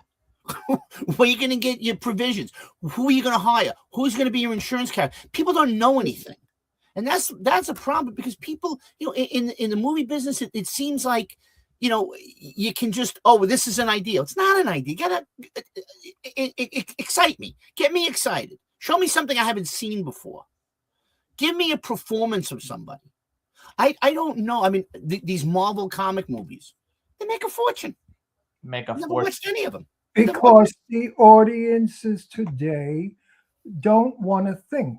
They want to watch a movie and see action, because action, you don't have to think to see action. Right, exactly. But you have to think if somebody's doing a monologue of a wonderful speech like Barbara Stanwyck did in that movie where she was in love with the priest, where she tells him, I may be old, but I feel young and I have desire. That speech to me is the most beautiful thing I've ever seen on film. I wrote a wonderful movie about an Italian guy married to a Jewish woman. She's a bookie, he's in the mafia. And it's 1943. And they're out to help the American Army stop the saboteurs in Brooklyn Navy Yard. It's hilariously funny, very, very ethnic in both sides. And I can't get anybody to be interested in it because you know why? It takes brain thought. You have to think about You it. have to listen to the jokes to say, "Oh, I get it. It's And funny." you have to understand the joke. Yeah, it's not throwing a pie in the face. A pie Right. in the face, you laugh, ah, like a stupid ass. Soupy Sales. Somebody got hit with a pie. Right. There's But a name, right? Soupy Sales. You remember him? Soupy Sales. Yeah. Soupy Sales, remember Soupy But Sales? if I it- got it. Oh, good. Kill it. But so and that's why we have problem. I'm in such terrible movies. I don't care. I'm never in them again because if they offer me one more clown movie, I'm going to punch him in the face. I mean, I'm done with clown movies. Now I'm moving up into other films. I hope there's a film that gives me a chance to show that I know how to act and that I can be another character. But they don't allow it. They want Ron the Mafia, Ron the Brooklyn guy. Ron, we're hiring you because of your Brooklyn accent. And I say, okay, I can get rid of it. If I want to, I can speak very clearly and not Brooklyn. Ron, I can also talk to you about the ROI and the return on your investment and what the market correction is going to look like.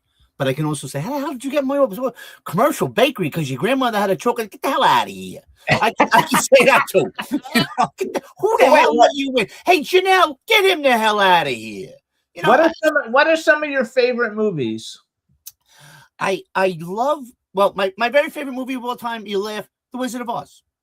And The Wizard of Oz, if you think about it, The Wizard of Oz is a great story because here's three guys, right? Three guys who thought they needed something, but they had it all along.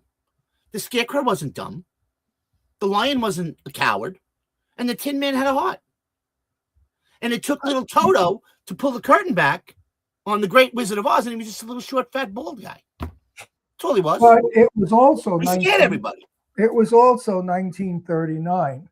If that movie were never made in 39 and they made it today, it would not have been that way. They would have had to have ethnic colors. One guy had to be black, one had to be Spanish, one had to be Chinese. Well, one guy was made out of metal. One guy was a mammal. I mean, wait a minute. What do you think Wizard of Oz would be? Would you like it? Would it be a hit? No, it wouldn't because it's too forced upon. We know everybody in this country, who they are and what colors they are. We don't need it forced down our face. And they don't like it either. Black people do not like being forced down anyone's throat. They say, let them accept us for our talent and our looks. That's what I believe in. I am not a big fan of the Rocky series. And I will tell you why. If you watch that movie, even the first Rocky, a referee would have stopped that fight in the first round. The amount of punches that were thrown, it's not a real story. You know what? A movie I really loved, 8 Men Out. It's based on a true story. Eight Men Out. Great cast. 8 Men Out. It's a baseball movie. Great cast. I mean, a great cast. Everybody from Charlie Sheen to who's John Cusack is in it. I mean, there's some great actors in that. I didn't like The Natural. I never understood The Natural. Robert Redford. I never understood it. It's too many pieces missing. Why did the woman shoot him? Is it Barbara Hershey? Barbara Hershey shot him. Barbara Hershey. Glenn Close shot him. I mean, good cast. I don't understand the movie. I don't like it. Well, that's the problem with movies today too, though. They don't have a beginning, a middle, and an end. That's what Ron always says. There's no you gotta have a glue. movie with a beginning, a middle, and an end that explains it all. And They don't movies today have don't that. do that. There's And, no glue. and these friggin' flashbacks, they do 50 million flashbacks today. We saw some movie the other day. I mean, you get a headache. Another great movie. Now, again, they make a sequel. Wall Street, the original Wall Street, Oliver Stone, phenomenal movie. Yeah, Phenomenal movie. but The first second one's one, great. the second one, ridiculous. They could have done so much better with that. But the first one, they really went down to Wall Street. And they talked to guys who did things. And they learned. Now they just throw stuff. This Shia LaBeouf, is that how I pronounce his name? Shia LaBeouf, yeah. Shia LaBeouf. Every time I pick up the paper, he's getting arrested or he's doing something stupid, or I mean, I don't want to watch a movie with him. Which is too bad because he had one really good movie The one where I don't- he's I on don't house, even know who when you're where he's on talking house about. arrest and the guy next door is murdering everybody in his basement. I forgot what it was called, but it was a You good see- movie. You Was- see what you're talking about, and everybody's murdering. All you see in these stupid, cheesy films is blood, guts, a knife in a woman's mouth. Boom, she got stabbed. in Wait, her do you have a face. favorite old movie? Like an Old movie. Wizard of Oz is an old movie. Right? Yeah, yeah. I love John Wayne in The Searchers with Natalie Wood. Right, I love that. And what's the other one? I think that the Quiet Man, where he fights Victor McLaughlin. Oh, I don't know that one. John Wayne, Victor McLaughlin. I know Quiet the Man. movie. It's always on around St. Patrick's Day. Okay, we actually saw some movie the other night. It was John Wayne and Sophia Loren. What was that movie? No, he threw me. He got me too. quick. Anyway, it was a really good movie. I've seen it before, but But the movie that I liked the best was The Letter with Betty Davis, because I look for performance. I look for holding me in the moment. When she does the soliloquy about how he came in and tried to molest her, and she got the gun and she she goes on and on and on and on. The speech alone, they had to shoot once. They didn't have a cut there. So Betty had to memorize about 30 pages. And that to me is a talent. And the way she handled it is absolutely theater at its best. The best. In fact, it's coming on. I think it's coming on. I've watched it about 50 times. Big John Wayne fan. But I will tell you this: I'll watch, and it's kind of sacrilege. I'll watch an Alfred Hitchcock movie, and whether I guess they do the editing kind of that way they do it because it just cuts so abruptly. I like Rear Window. That's my Rear favorite. Window's good. Psycho. Psycho's great. good. It's And great. we also watched the one with the North by Northwest. North by Northwest, and what's the other one with Jimmy Stewart? Vertigo. Vertigo. Those are the four best ones. Well, All Mr. right. Mr. Smith Goes to Washington. Oh, that's a Love good that one too. too. Love that. Good book, by the way. Buy Guys, that book. here's Dominic's book, What They Will Never Teach You in Grad School, Not Even in Harvard. It's available on Amazon. Get it. It's in a Kindle. It's a paperback. We'll have to do this again, but we have to let you go because we have another guest coming on. But we want to thank you for coming on. And Guys, and thanks for chatting having with me. I really, really appreciate it. Dominic, nice meeting you. Hope to see you in person. You will. You will see me soon, and I appreciate the time, guys. Thank you so much. absolutely. Our Bye-bye. pleasure. If I can just say one thing, not to you guys.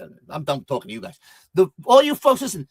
I dedicated the book to Mr. Starr There you go. because Thank you. he was the engine that got me off my, as my Jewish friends say, tuchus, to write the book. Right. So, there you go. That There true you go. story. Thank you. True And story. please I only tell the truth. You might not like it, but I'll always tell you the truth. give That's what- our best to Anna and Okay, Chanel. you got it. And All right. we'll see you soon. Thanks, Yeah. guys. Bye, Dominic. Bye-bye. Okay, Bye. take care. Yay! All right, everybody. So that's Dominic Valenti. He's very, very cool. The book is really, really good. I learned a lot from it. And so you guys should get it. We want to thank everybody in the chat room. They said they love your stories of the old films and the old stars in the chat room. They love those stories. Well, it's true. I would suggest everybody watch The Letter. It's on this week with Betty Davis. It's about how she murders her lover and pretends that he was not her lover, but he came to molest her. And the story It's a good is movie. fabulous. Yeah. And Betty's performance is beyond theater. Wonderful. I think it's Betty's best performance. I've talked to Betty Davis about movies that she was in, and she said Voyager was one of her favorite movies, but she loved playing in the hell. We got to go. So go. Oh, we have to go. Anyway, the newer one that she thought she could have got an Academy Award, but she didn't. All About Eve. Her performance in All About Eve was very much who she was in person. So I don't consider that acting. But The Letter was totally out of character. Betty Davis is nothing like the woman in The Letter in person. And that's what impressed me. Unbelievable. All right, you guys. We're going to bring on our next guest. Let's let her in, Juan. Hey! Look at this one. Forget about it. Hey, aw, you're so sweet. Hi, Jimmy. Hi, I'm not Ron. sweet. Oh my I'm not sweet. I'm telling the truth. God. I bet you get hit on all the time. Not really. Not I really. intimidate a lot of men because I'm confident and I've got my Oh, stuff. You're fabulous. You're a hit chick. Oh, thank you so much. Wait, let me do a real intro. Hey, everybody. Now we want to welcome to the Jimmy Star Show with Ron Russell, singer, dancer, choreographer, and original member of the Mary Jane Girls, Maxie Bond. And hello and welcome to the show. Thank you so much for having me. I'm so excited. I just love you guys. Good. Well, you look fabulous. You are. really You do. are. As Thank we you say in so much. Brooklyn, you're one sexy tomato. Oh, thank you so much. I love I it. do try to keep my sexy though. I always tell women, just because you're 50 doesn't mean you have to wear granny panties and put on Birkenstock or sandals. You're I'll right. be sexy till the day I die. Tell her how old you are. Why? Because it fits the conversation that we're having. He's going to be 86. I'll be 86 in May. And you look fabulous. Palm Thank you. Springs is doing you quite well. You're drinking No, from the Palm well. Springs, we need to go back. I need to go back to Florida to get young moisture. The Oh, desert's so yeah, dry. it's very every- dry there. It is. It's flaky. very Your skin dry. is Yes. flaky. It's Just walk In around. Florida, you puff out. You're puffing. You get better looking. So we have a chat room with some people in it. Say hi to everybody in the chat room. They're all saying how you look amazing. So say Oh hi my to God, the chat thank room. you, everyone. So you guys, Maxie, Well, wait, what was the point in telling her my age? because she was talking about she takes care of, and when you're a certain age, doesn't mean you have to wear maxi. You don't have to wear Birkenstocks and diapers and. Yeah, I mean, you're still conversation. very My attractive. age. Even Why for didn't your you age. mention why her didn't you age? give her your age? I'm 62. I'll be 62 in You're October. no kid. You're You very know, attractive even for your age. I'm just saying you're still very attractive. He gets hit on everywhere. He gets hit Yeah. on everywhere we go by guys and girls. So it's fun. But he's used to being, when you guys are good looking, you're used to it. So when it happens, you don't even recognize. Oh, It's true. We don't. you're a cutie yourself. I can Thank just you. pinch those cheeks. There you go. So let's talk about you a little bit. So first of all, because I know we have. Wait, first of all, that stupid name of your group. Who the hell named you the Mary Janes? Girls. Rick James, he was the black version of Willie Nelson. He was an advocate for marijuana, so he took the girly girl thing from the Mary Jane candies and the shoes, and he kind of incorporated the name with his marijuana use and his his liking for marijuana. I would say it like that. Yeah, that I didn't even know though that had anything to do with that until I researched you coming on the show. I just thought it was the Mary Jane Girls. So I'm from the generation that didn't get that. Yeah, It went over our head. maybe it's my mentality because when I was a young fella, a Mary Jane girl was like a sissy girl. She wore shoes with buckles and Yes, Right, that was right. the girly girl part. Yes, the girly girl No, part. they weren't. I mean, you're a hot looking broad. You can't be a Mary Jane. Oh, thank you. But when you talk about pot, maybe it makes some sense. But I would have named you the Hotties. Oh, yes. They were all very hot. So what I read online though is that in the Mary Jane Girls, you guys were kind of like the first Spice Girls. Everybody had kind of like a different look. Like one was like the hot one, and you were like the leather one. Yes, I was considered the leather queen, dominatrix type, like a female Billy Idol type. Each girl had a character, and yes, actually, I think it was Simon Cowell who called Rick and said he was going to put a girl group together, and he was going to kind of bite off the idea. So we kind of were. But you were first. Four different individual sexy lingerie kind of characters. So yeah, So you guys were gorgeous. So what songs did they do that I would know? The Mary Jane Girls, All Night Long, and In My House, I think, are your two biggest hits, right? Yes, All Night Long has made us the most sampled female group in music history. It's been sampled by everyone from Jennifer Lopez, Big Daddy Kane, Groove Theory. The list goes on and on. From rappers to R&B singers, it's been at least 13 artists have used that to recreate a new song. We can't when we're not doing the show, we can't play it because YouTube will cut us off because of who put the music out. They'll cut us off if we try to play it. So I'll play it for him later so he knows. We're going to play Yes. It's something else that I think has to do with Universal owning the rights now. Yes, Universal owns it. Universal.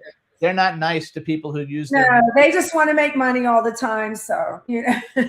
So you guys, the Mary Jane Yeah, girls. but wait a minute. They're stupid people. They're ignorant. You know why? If they played your music now, somebody would buy it. They'd still make money. So Exactly. fuck you, because you're not going to make money on her, because you won't let A us. lot of people want to use it on Instagram posts and things of that nature. So, you know, I've been. No, they would be. They're stupid. If we have 5 million people that watch us. We're all over the world. Right. We're the biggest in England. People speak English. Well, the nice thing about it is Sherry and I from the group, we have our own version of Rick's vision of the group. We go out as original Mary Jane girls, Maxie and Sherry, because that's a statement of fact. We've been kind of held back from the estate of having the original name of the group. So, but Sherry and I go out and we perform the songs, and hopefully people still go out and buy the albums and the music, and they download it. And, you know, the response to our concerts are really wonderful. You know, so we get a really nice size audience. We want them to buy your new songs, but I understand that because we're very good friends with the girls from Expose. Yes, and they're my girls too. I love them. We've done quite a few shows with them. So Joya Bruno has been a friend of mine for like 25 years. Is that the cute little one with the dogs and all? Yes. That's my girl. Yeah, she's a spunky little thing. I call her little. She's an original. No, she should have been a Spice Girl because that girl's really spicy. She's fabulous. I used to be a clothing designer and I had a store and she used to shop. I used to dress her for music videos. I'm actually in some of her music videos. And I love that. We just love her to death. And I'm going to see her soon on an upcoming show. So I'm going to mention you tell her that you were on our show because she's just fabulous. One of my favorite. And she's also one of my favorite singers. I think that she sings better than a lot of the big solo people that are out today. I agree. All those girls are really talented. I'm sorry, Ron. Maxie. Yes. When you see her, tell her that Ron Russell plays her for your eyes only. All the time. Because no one sings it like she does. She did a cover of the James Bond. Hear that now. Oh my God. She sing that song. What a voice. It's from the James Bond movie. James Bond. Play it. You'll love it. Her voice is phenomenal. And so is yours. And so one of the things I read online that I thought was weird is that a lot of people that you got compared to a lot of people because you guys were so hot. Like Apollonia, I didn't even think she was that big a deal. Like you guys were way bigger. And that you always had to defend yourselves because people looked at you as being hot before your vocal talent, although everybody in the group is a fucking superstar and everybody in the group sings really, really well. Thank you so much. Well, you know, the rivalry didn't come from, it came from media because the real rivalry was between Prince and Rick James. There you go. Okay, that makes sense. Nothing to do with us. Hold on 1 second, please. That's so funny. I'm on an interview. I'll call you back, dear heart. Okay, bye. You know, children are kids, you know. Yes. Well, I think that makes sense now that you got it. And I did write that down that you got you and Sherry perform as the Mary Jane Girls, starring Maxie and Sherry of the original Mary Jane. Actually, the full title is, and this I really want to clear up because I know you're worldwide, and this really helps because for years people have been going out and buying tickets to see the Mary Jane Girls. The Mary Jane Girls do not have me in that group, and it does not have Sherry in the group. It doesn't have JoJo in the group, and it doesn't have Corvette in the group. So there's only one member left. I'm not naming names, but the estate of Rick James, Rick's daughter, licensed it out to some girls that are not the Mary Jane Girls, except for one member. And it's, you know, like I say, opinions are like buttholes. It's not, I don't think Rick would approve of it. And that's just my opinion. He wouldn't approve of that version of it. So I always want to make clear when you see the Mary Jane Girls, you have an option to go buy a ticket and see that version. But if you want to see the Leather Queen and you want to see the Valley Girls, Sherry and Maxie, and our lead singer sang with Tina Marie for many years. So that's, we consider her family. That make sure when you see original Mary Jane Girls with a Maxie and Sherry, you're purchasing what you're getting as a buyer. Absolutely. because there's been many people that have gone to see the Mary Jane Girls and they've It's not been you. very disappointed and gone back to the box office and wanted their money back. And this is this truth I hear from promoters.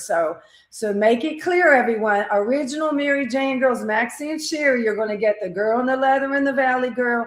I've replaced one of the members, the glamorous girl, and the lead singer that we have now sang with Teen Marie. So that's the best you're going to get, because I'm not sure. I never say never, but I just don't know when. It's been since 85 that we've been together. It's been 40, almost 40 years now that the original members have not gotten back together. So we're the best you're going to get as far as Absolutely. Is everybody still alive? everybody's still around, but life takes different paths. Everybody has a different path. And I still communicate with Corvette online. I have a relationship with Sherry, of course, from the group, but I really haven't spoken to any of the other girls. But you've never really thought about reunited? No, she doesn't get along with them. Oh yeah, we Well, I mean, listen, I personally nobody- I personally would do it for the fans, but people's lives go in separate avenues, and then just girls and the cat,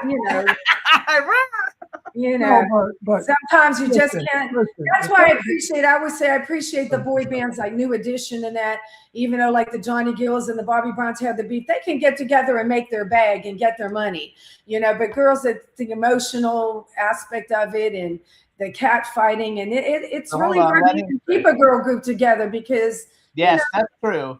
the first thing you learn in entertainment is you leave your personal feelings at the door. behind. It's At- all about the act. Yes. Now, many movie stars hated each other, but yet Oh, of they course, kissed especially and Betty Davis and and Joan Crawford. For Joan example. Crawford. But I'm talking more like Clark Gable and a few other women that hated Yeah. him because he had a bad breath for his false teeth. But they had to kiss him. So couldn't you girls put your feelings beside you and say, this is for the act, let's go? For me, like I said, I would do it for the fans, but I just don't know how I could sit in a car or sit in a dressing room or with people that have actually sabotaged me or have stolen money from me. And I'm talking Rise above it, rise above it. Anyway, I want to go forward for this. So Yeah. here's what I want to do. I want to talk a little bit more about some of the stuff the music has been in and stuff, but I also want to make sure we play some new songs. So we're going to play the Elevate song because this is Yeah. a solo single from you. Tell us a little bit about it. Yes, I did this song. Well, I actually just started. I started writing just for sync placements, and then when I was with the producer, he said, "You really ought to just do this yourself and get out there and perform in that." And I still do my girls. I'm not leaving my girls, so let's make that clear. But I'll be booking shows around the girls. I give it like a certain window, and then if there's an opening, I'm going to fill that with a club date, and especially for my LGBTQ community. I've already booked my first show, July 18th. It's going to be Congratulations. at a drag club. So, it's going to be wonderful. And some of the drag stars are going to be with me. I'm excited for that.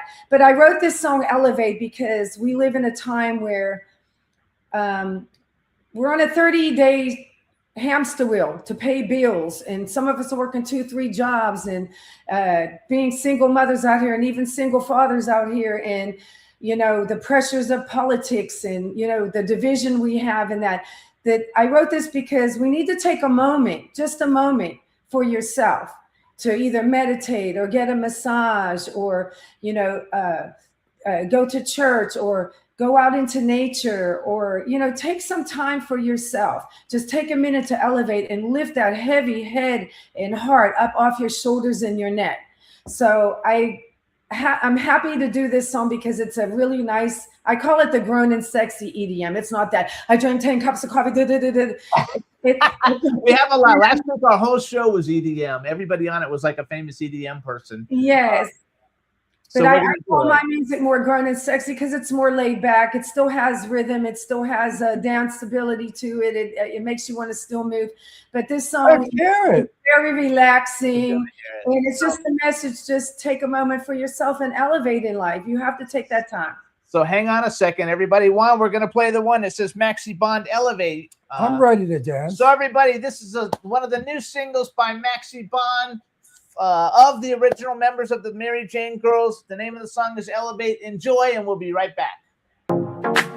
Let's go, let's go, let's go, let's go, let's go, let's go, let's go, let's go, let's go, let's go, elevate, elevate, elevate, elevate. Let go your emotion, elevate. Take some time to elevate. Give it some devotion, elevate. Let's go, elevate, let's go, let's go, let's go. Take some time.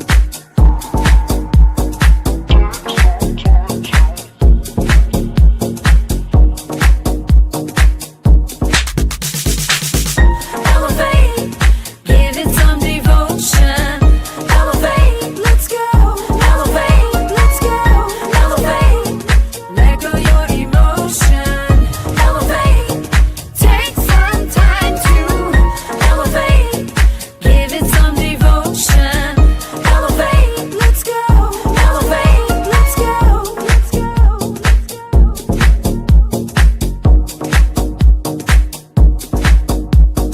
Take some time to. Let's go. Take some time. Take some time to. Take some time to. Let's go. Elevate. Let go your emotion. Elevate. Take some time to elevate.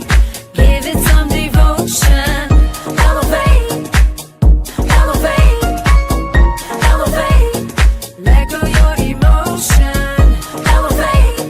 Take some time to elevate. Give it some devotion. Elevate. Let's go. Elevate. Give it some devotion.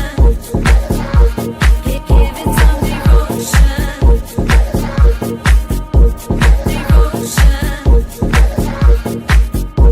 Devotion.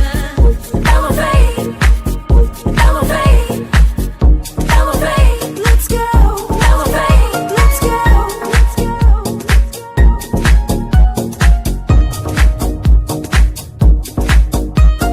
Take some time to. Take some time. Take some time to. Take some time to.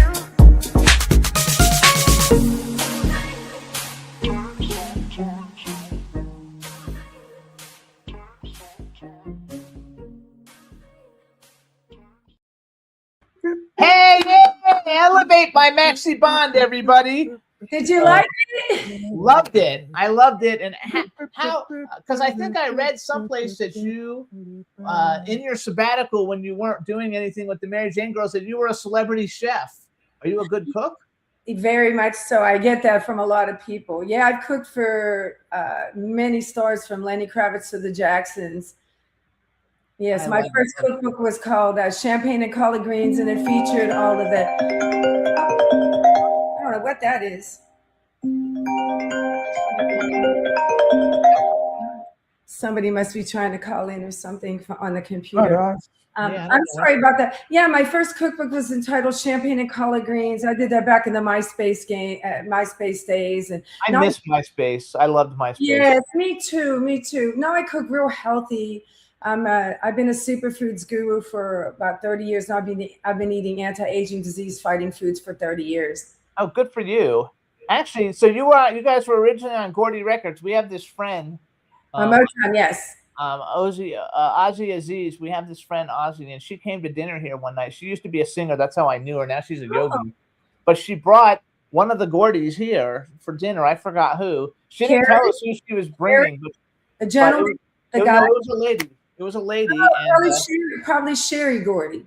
And she was beautiful. She was like lovely. I'm all Yeah, over absolutely gorgeous. It's probably Sherry Gordy. She's a beautiful lady. Yes. We had a blast with them. I also read you guys got inducted into the Rhythm and Blues Music Hall of Fame. Oh, I'm not sure about that. Okay, I was surfing online to see what was like online for all of you guys, but you were a celebrity chef. I read with that, and then your music has been in a ton of movies, and I've seen a lot of them. But the one I like the best is "Don't Mess with the Zohan," because Ron's friends with Lenny Kazan, and she's one of the people in that movie, Okay. which was a Was hilarious she, was movie. she difficult? They just used the music in it, so they Yeah, were. I wasn't in it. I was in Earth Girls Are Easy though. I did some of the dance parts in Earth Girls Are Oh, Easy. did you really? Yes. And it's so funny because there was a time when I guess Rick James's estate Rick James himself thought I was still under contract with him, and I really tried to do acting and things of that nature. I auditioned for Buffy the Vampire Slayer, and it was between me and two other girls, and I was called to the front desk. I changed my name to Kim, which was my real name instead of Maxie at the time, and I was handed my picture and resume and told, don't come back to you, not with Rick James Management anymore. And I tried to do a lot of things for many years, and it was always shot down because of, Rick's thing was those girls will have day jobs. They'll never work in the industry again, which for somebody we've dedicated so much time to, for him and the group, I think he was just bitter because we left, and we did leave because of the drug use. It got to the point where, we weren't getting paid anymore, and that's why the group disbanded. The management screws things up for everybody, though. I know that. But I wasn't really under contract anymore. It was just hateful. We don't want any of you to succeed type of thing. And I signed up with Julie McDonald in her dance agency. And I started doing music videos. I played like Marilyn Monroe in, what was it? What was the song? Anything Can Happen by, oh my God, what was the name of the group? It had Sweet Pea in the group. I can't remember the group. I did a lot of music videos and things like that. So I auditioned and I got this part doing dance parts in Earth Girls Are Easy. That's a funny movie too. That's a fun movie. movie. With Gina Davis and we do a lot with movies because I produce a lot of movies and he's in a lot of movies. So we like that. Go back and look, you'll see me in there. And then Julian Temple was the director. And when he found out who I really was, he was upset because I would have put you in the starring role. I would have put you instead of Angeline in the lead. And I was like, no, you didn't want to do that because it probably would have been shelved, because if I would spend millions of dollars to do this movie, and he probably would have had it shelved, So also I noticed that you guys performed. These are all like the biggest shows on the planet. Top of the Pops, Dance Fever, Dick Clark's New Year's Rockin' Eve in 1984, Solid Gold, American Bandstand, the Motown Revue starring Smokey Robinson. Did you get nervous back then when you performed for those huge shows?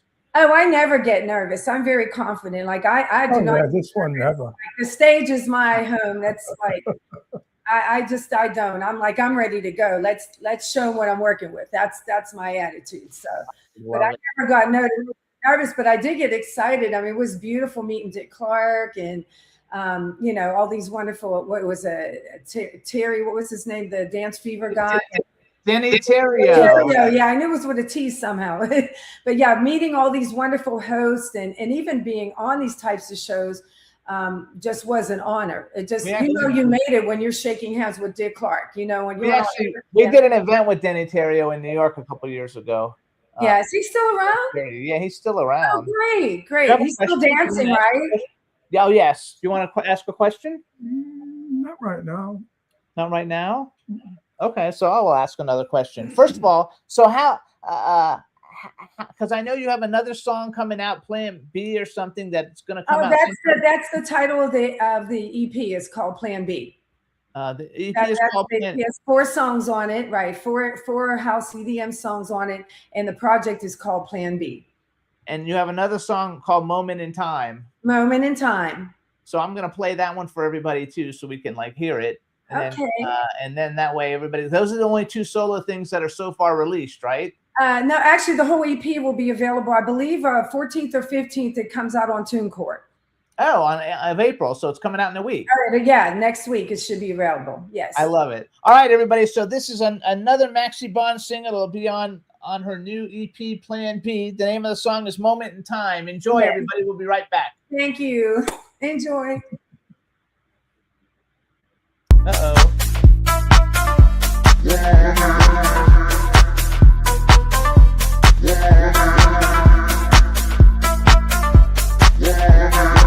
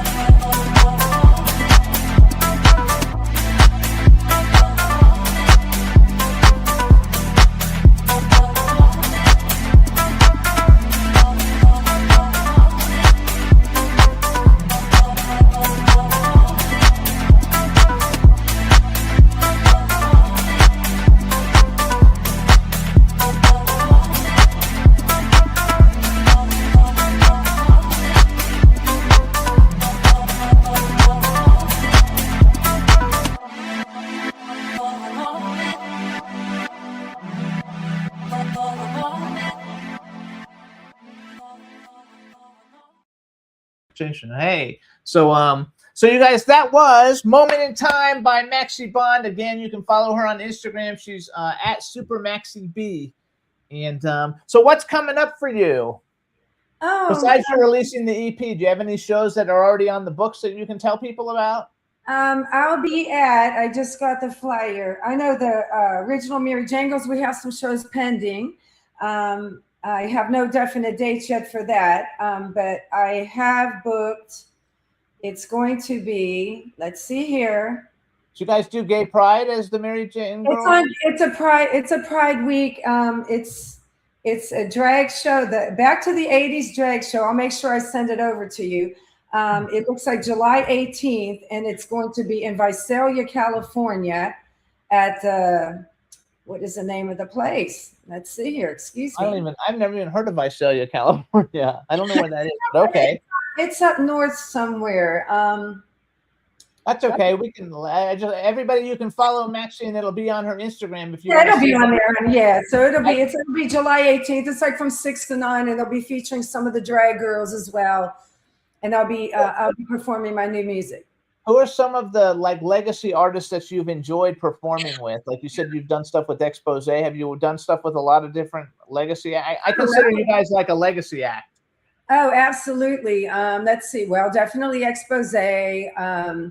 You know, then the old school groups, of course, the Daz Band, the Lakesides, things like the Isley Brothers, Denise Williams. Oh, I love Denise Williams. Oh, yeah, wonderful. Yes, wonderful. So, yeah, some great iconic groups like that. We've had a bunch of really big groups on the show. We've had like Kool and the Gang. We've had Earth, Wind and Fire, Philip Bailey, Chicago. We get a lot of pretty, all different genres of music from the older days. My friend Shawnee Mack, he sings lead for Kool and the Gang now. He's the friend. Okay.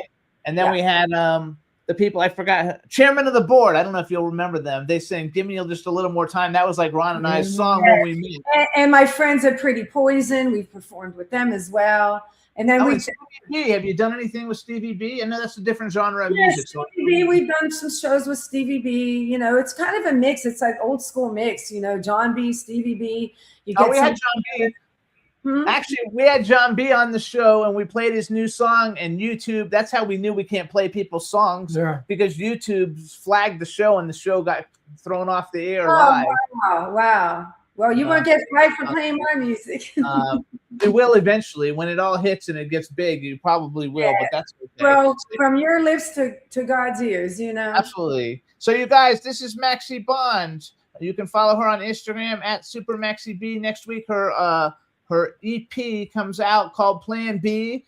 You heard Elevate a Moment in Time here. We want to thank you for coming on the show. We appreciate it. We love your talent, and you look terrific. Thank you. And good luck with everything. I love that you invited me. You're going to bring me to tears. No, it's congratulations and welcome for your comeback. And I hope it all goes really smooth. We're supporting you. Thank you so much. Greatly appreciate all of it. Bye. Fun interview. Bye. Maxie.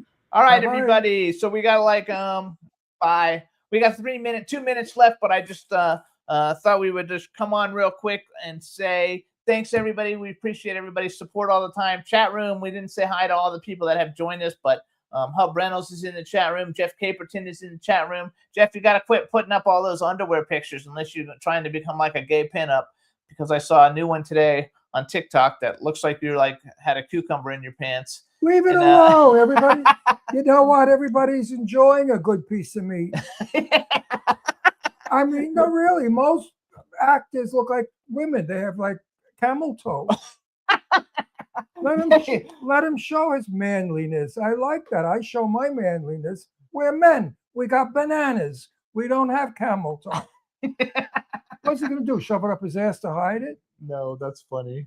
So that is Jeff, funny. keep it hanging, keep it swinging, baby. We love it. Also, did I say Hub Reynolds is in there, and we have a really cool guest coming on next week. Now I forgot who it is, but it'll be a lot of fun. So we want to thank everybody for tuning in and for all the support. The show will go up on YouTube in a couple hours, and we'll see you guys next week. Thanks, everybody. Bye-bye. See you next week. I hope you enjoyed yourself. Maybe. Bye. Jimmy, this is MC Alfred. I'm Ozzy. I'm just chilling. Jimmy Star, yo, sitting down at the